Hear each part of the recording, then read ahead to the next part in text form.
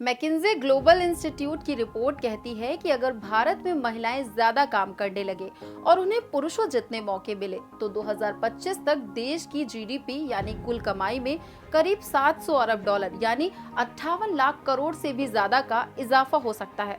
इससे देश की सालाना विकास दर 1.4% तक बढ़ सकती है। इसे कहते हैं जेंडर डिविडेंड।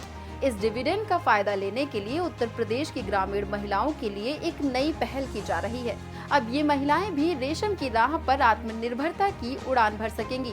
राज्य सरकार की नई योजना के तहत महिलाएं बनेंगी रेशम सखी और इस पहल के जरिए न सिर्फ उनकी आमदनी बढ़ेगी बल्कि उन्हें मिलेगा आत्मविश्वास और पहचान भी। सुनते हैं इस खास रिपोर्ट को। उत्तर प्रदेश की मिट्टी अब रेशम की नई कहानी बुनने जा रही है। राज्य ग्रामीण आजीविका मिशन और रेशम विभाग मिलकर एक अनोखी योजना शुरू कर रहे हैं, रेशम सखी योजना। इस योजना के तहत ग्रामीण इलाकों की महिलाओं को घर बैठे रोजगार देने का लक्ष्य रखा गया है। महिलाएं अब रेशम कीट पालकर अच्छी आमदनी कमा सकेंगी।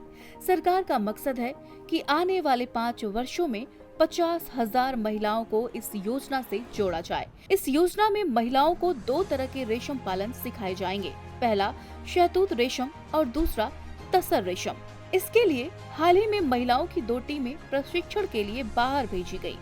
एक टीम कर्नाटक के मैसूर गई, जहां शहतूत रेशम की तकनीक सीखी गई।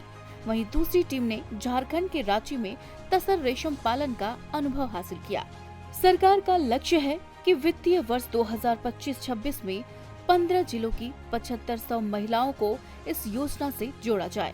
इससे महिलाएं आत्मनिर्भर बनेंगी और प्रदेश का रेशम उत्पादन भी बढ़ेगा।